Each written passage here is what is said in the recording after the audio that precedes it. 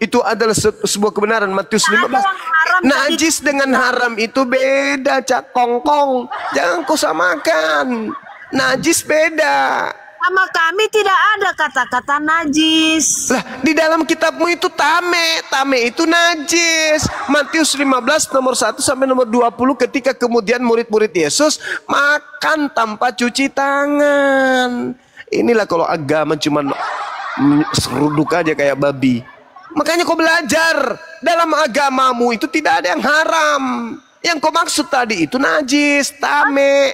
Kami yang tercatat di Alkitab itu haram. Yang haram itu tidak ada. Mana coba.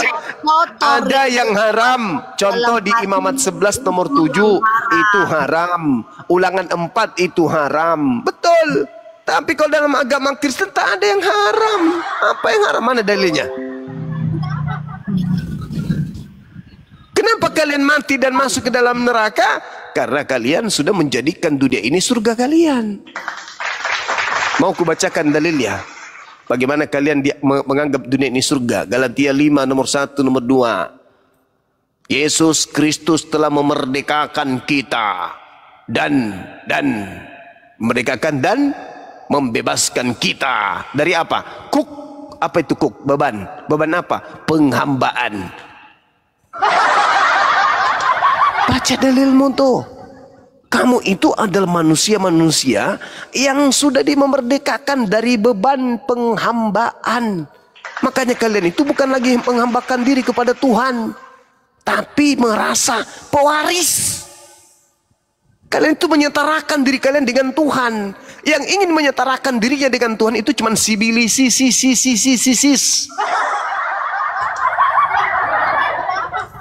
Itu makanya Al-Quran mengatakan bahwa surgamu itu di dunia ini. Kamu hanya merasakan nikmatnya hidup itu di dunia. Nanti di kehidupan berikutnya neraka kekal tempatmu. Enyahlah daripadaku. Aku tidak mengenal kalian. Kalian semua adalah pembuat kejahatan. Sudah jelas-jelas Yesus mengatakan hidup kekal itu adalah mereka mengenal Yesus yang engkau utus. Malah dikenalnya sebagai Tuhan. Kan koplak. Hidup kekal. Mengenal Yesus sebagai apa? Resmi. Mengenal Yesus sebagai apa untuk memperoleh hidup yang kekal? Kaku kan lidahnya? Gak bisa ngomong. Karena selama ini kalian itu tidak mengenal Yesus. Kalian hanya mengenal makhluk yang datang kepada Paulus yang memakai nama Yesus. Oke. Mengenal Yesus yang engkau utus. Ya kan? Yang engkau utus. Gitu. Coba tanya dulu kenapa? Allah, siapa yang diutus itu?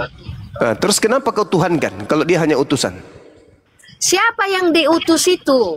Iya, siapapun itu. Mau dia Buntiti ke. Oke, siapa yang diutus itu? Coba. Ya manusia lah pasti. Manusia yang diutus. Bukan begitu. Mengenal Yesus yang engkau utus. Sekarang pertanyaannya, Yesus ini mau dikenal sebagai utusan atau mau dikenal sebagai Tuhan?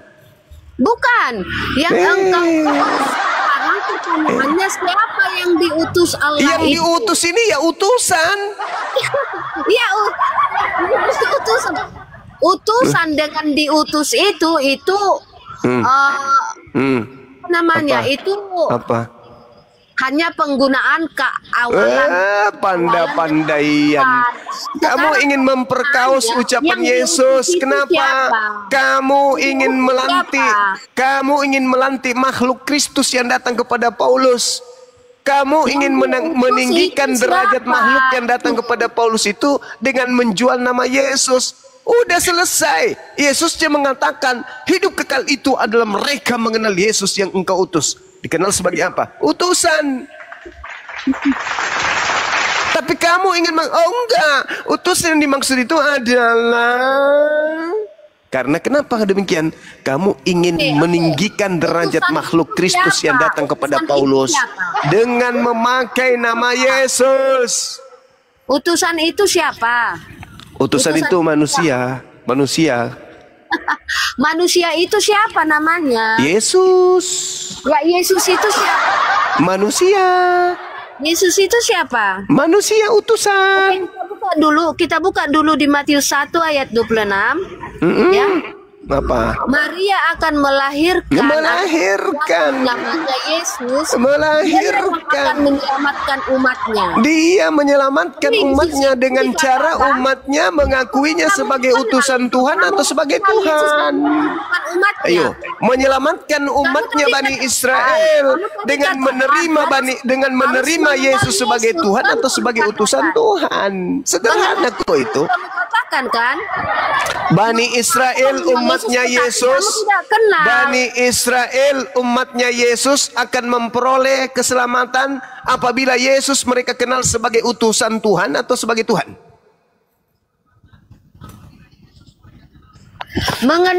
Mengenal Yesus itu, inilah hidup yang kekal itu, mengenal Allah satu-satunya yang benar. Berarti Allah itu satu-satunya yang benar. Allah Israel itu satu-satunya yang benar. Dan mengenal Yesus Kristus yang engkau utus. Nah, mengenal itu berarti kita harus mengenal keseluruhan. Mulai dari malaikat Gabriel menjumpai Yusuf dan Maria sampai kepada dia dikenal sebagai apa? Dia dikenal sebagai apa? Kita kenal gitu. Kenal sebagai apa? Nah, malaikat Gabriel mengatakan kepada Maria dan Yusuf, Maria akan melahirkan anak laki-laki namanya Yesus.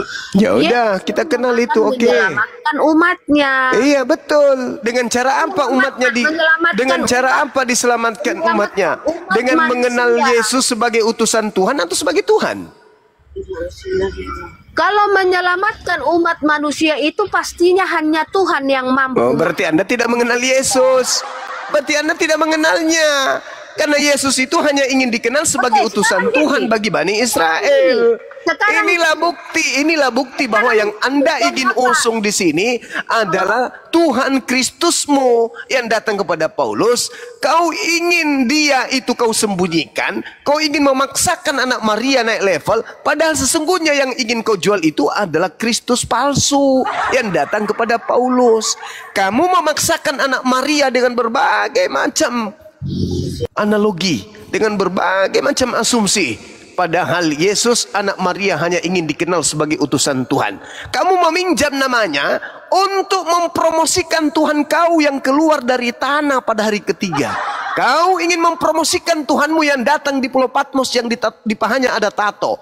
Kamu ingin mempromosikan Tuhanmu yang datang kepada Paulus yang bukan anak manusia itu dengan memakai nama Yesusku. Nama Yesusku yang adalah nabi kepada Bani Israel, kau ambil namanya untuk kau jual sembahanmu yang keluar dari hari ketiga dari tanah itu, dari kubur. Jangan kau paksakan Yesus kami untuk menjadi Tuhanmu. Tuhanmu itu beda. Tuhanmu itu memang namanya juga Yesus Kristus, tapi dia bukan manusia. Jangan kau paksa-paksa. Kau harus mengenal Yesus itu. Kau baca di dalam kitab Matius ini. Kau harus mengenalnya bahwa dia itu adalah kampret. Ada kesaksianku yang lebih penting dari kesaksian Yohanes Pembaptis bahwa seluruh pekerjaan yang engkau berikan, yang aku kerjakan, pekerjaan itu yang bersaksi tentang aku bahwa Bapa lah yang telah mengutus aku. Kau mau memaksakan orang yang sudah bersaksi tentang keberadaannya? Aku bersaksi, semua mujizat yang aku lakukan, mujizat itulah yang bersaksi tentang aku bahwa Bapa yang telah mengutus aku. Di situ siapa yang mengutus? Bapa. Yang diutus siapa? Yesus. Jangan kau bolak-balik, bolak-balik hanya gara-gara ingin kau jual Tuhan yang keluar dari kuburmu itu yang make nama Yesus kami. Paham? Enak aja nyembah kepada roh-roh. Yesus yang dibawa. Yesus itu bukan makhluk roh. Yesus itu makhluk biologis. Itu benar. Sedangkan yang kau sembah itu roh. Roh. Yang kau sembah itu roh. kejang-kejang? Kenapa kamu kejang-kejang? Kamu yang kejang karena kamu tidak mampu kemudian menjual Tuhanmu tanpa mengais-ngais Yesus utusan Tuhan untuk Bani Israel. Coba, yang datang kepada Paulus, Paulus sendiri mengatakan, di dalam kitabnya 2 Korintus 11 nomor 4, ada Yesus lain. Selain dari Yesus yang dia beritakan, ada Yesus lain. Paulus yang mengatakan itu. Yesus juga mengatakan ada Yesus lain.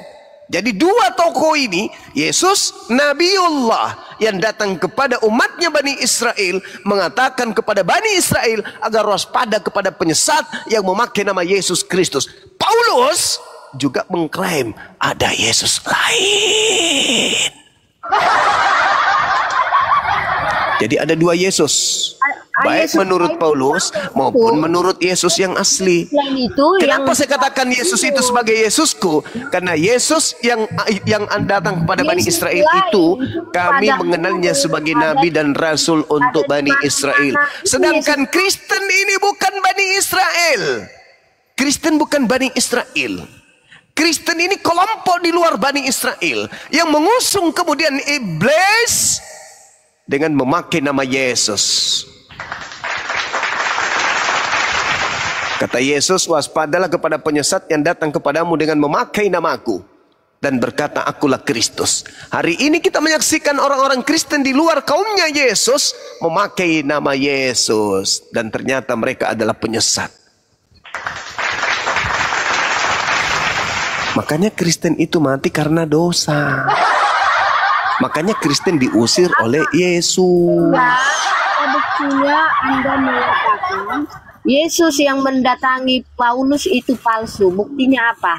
Bukti nih.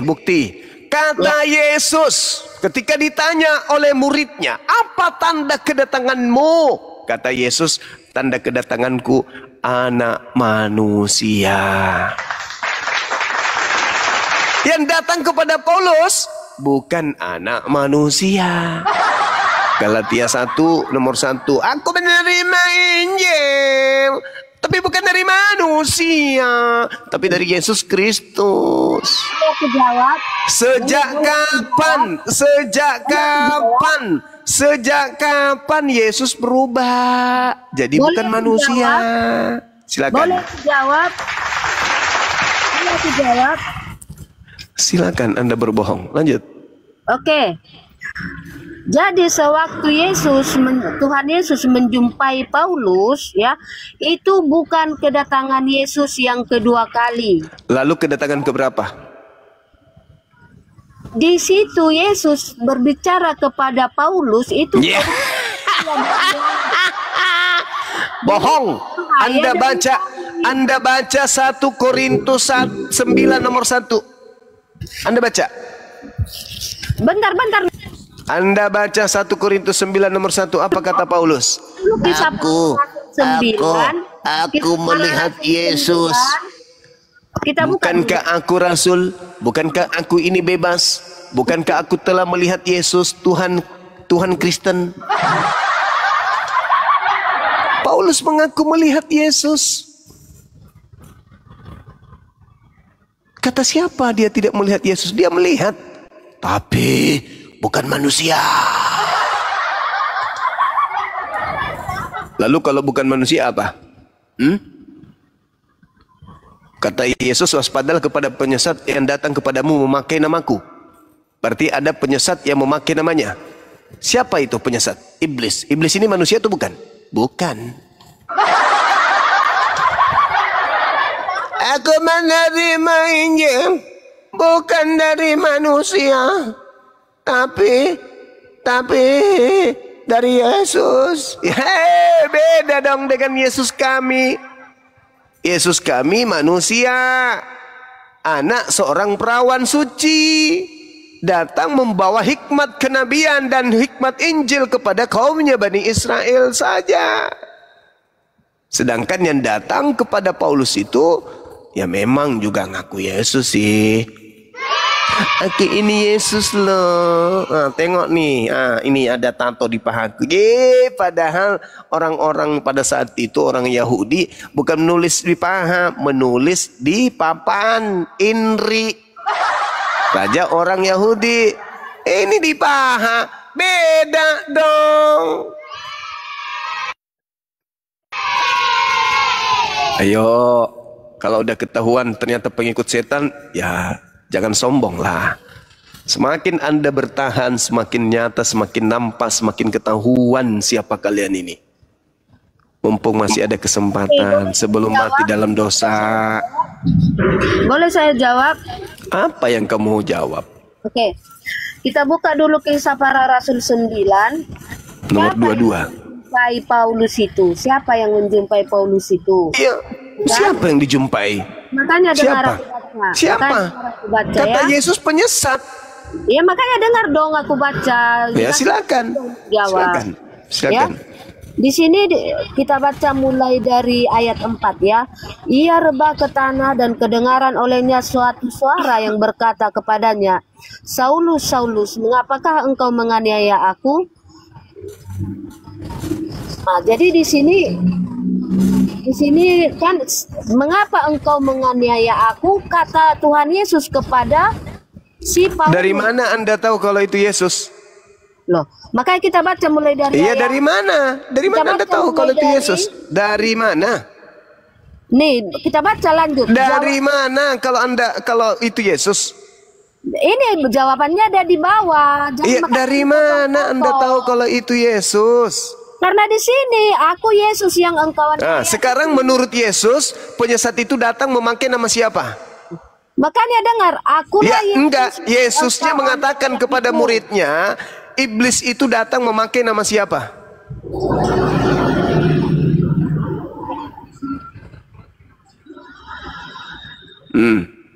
Ayo, waspadalah kepada penyesat. Jadi apabila ada orang berkata ada Kristus di padang gurun, jangan kau percaya. Ayo, makhluk yang datang kepada Paulus ini mengaku apa? Teliti kalau membaca di sini kan ada ditulis padang gurun. Ada ditulis padang gurun. Damsik. Perjalanannya ke Damsik. Ya, perjalanan ke Damsik itu padang gurun. Coba tunjukkan, buka dulu peta Damsik sekarang. Padang gurun nggak ada. Sekarang 2000 tahun yang lalu.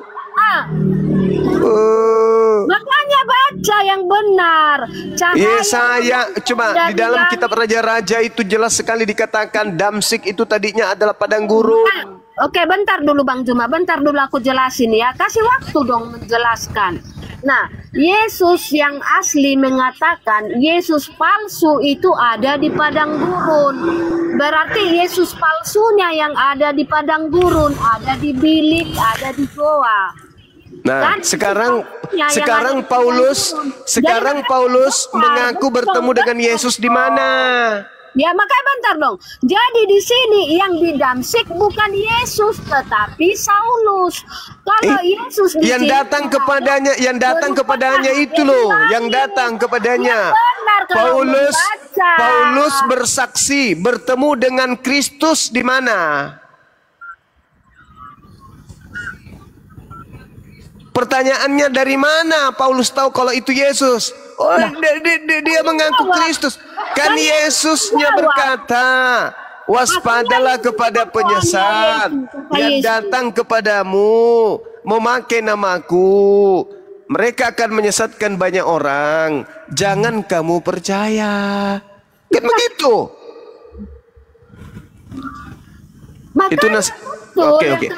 Itu itu nasihat Yesus kepada orang Yahudi kan? Itu nasihat Yesus. Berada di padang gurun, bukan Saulus, bukan manusianya yang di padang gurun. Yesus palsu itu yang di padang gurun, di bilik, di goa. Sementara di sini Yesus itu berkata berupa cahaya dari langit. Berarti bukan Yesus palsu, ya. Tetapi kalau cerita tentang Paulus ini, Yesus itu sudah mati disalib, sudah bangkit dari kubur, dan dia sudah naik ke surga, sudah duduk di sebelah kanan Allah Bapa, baru dia menjumpai Paulus, makanya dia berupa cahaya dari langit. Karena dia sudah naik ke surga. Sudah, mulutmu selesai, itu, dia mulutmu bau, menjadi manusia. mulutmu bau, terlalu banyak kebohongan yang keluar dari mulutmu. Sekarang yang sekarang menurut Yesus, menurut Yesus yang datang setelah dia pergi, setelah dia terangkat ke langit siapa? Apa? Menurut Yesus dalam Yohanes 16, dia harus pergi sebab kalau dia tidak pergi, penolong lain itu tidak datang. Itu siapa yang datang setelah Yesus? Iya, penolong lain itulah yang turun ke Paulus. Nah, siapa itu penolong lain? Kudus, itu Roh Kudus. Roh Kudus atau Yesus? Roh kebenaran di yang datang itu Roh Kudus atau Yesus? Setelah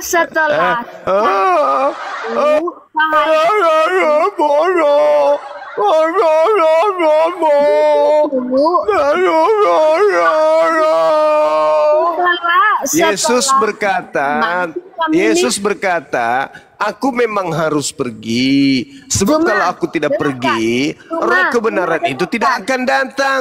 Berarti yang datang setelah Yesus menurut kau adalah Roh Kudus. Nah, siapa yang datang kepada Paulus?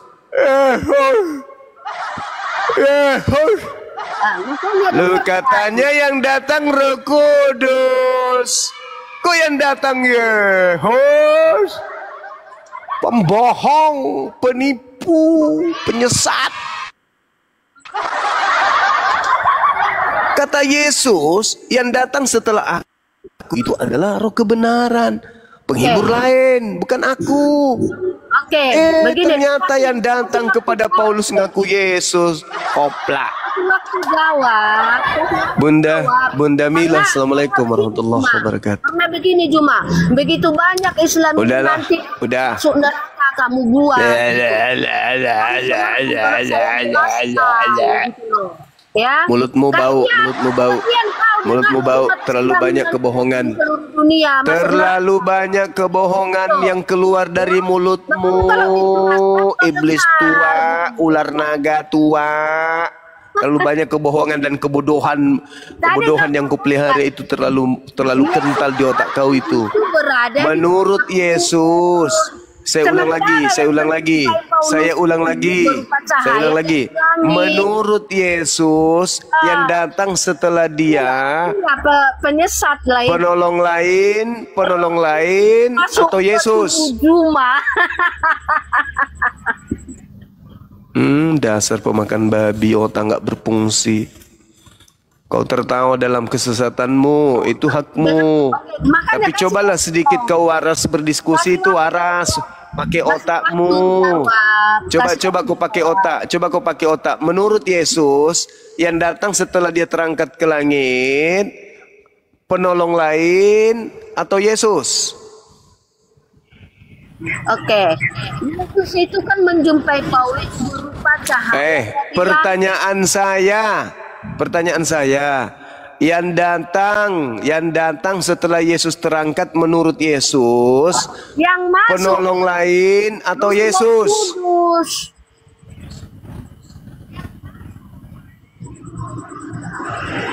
Woi, jin setan tua yang datang, mengajari Paulus itu yang datang setelah Yesus terangkat. Yang datang setelah Yesus terangkat itu penolong lain atau Yesus? Menurut Yesus. Dua-duanya. Udah gila ini, udah gila. Turunkan dia. Udah teman-teman, jangan kita paksakan orang gila ini berbicara lagi di sini. Tendang sepak bokongnya ke neraka, dia cocok di neraka. Dua-duanya katanya. Cobalah lihatlah tipunya itu. Makanya Al-Quran mengatakan wa ikhwanuhum yamuddunahum fil ghayyi tsumma la yubsirun. Orang kafir itu adalah pahlawannya setan. Setan itu memiliki pahlawan. Pahlawannya itu berasmi. Ajaran setan akan tetap diajarkan oleh pahlawan-pahlawannya, penolong-penolongnya. Tujuannya mereka mengajak manusia kemudian untuk durhaka kepada pencipta langit dan bumi dengan melantik makhluk yang bukan Tuhan sebagai Tuhan. Dalilnya, aku memang harus pergi, sebab kalau aku tidak pergi, maka penolong lain itu tidak akan datang. Berarti menurut Yesus, setelah dia terangkat ke langit, yang datang penolong lain. Tanya Rasmi, siapa yang datang menurut Yesus setelah dia terangkat ke langit? Penolong lain atau Yesus? Dua-duanya. Bahlul, dasar penghuni neraka. Kalau kau tidak bertobat resmi, nerakalah tempatmu dan kau kekal di dalamnya. Mudah-mudahan, ya mudah-mudahan. Tapi sulit sih kalau manusia karakter kayak kau itu bisa sadar. Tapi ya saya serahkan kepada Allah, mana tahu. Tapi sulit. Saya tidak ridha kalau orang seperti kau itu bisa selamat, bisa dapat hidayah. Ya maksudku geli-geli aja gitu, nggak masuk di logikaku gitu loh. Penyesat kayak kau itu bisa dapat hidayah itu agak berat kurasa. Oke, silakan yang lain. Mungkin ada yang ingin disampaikan.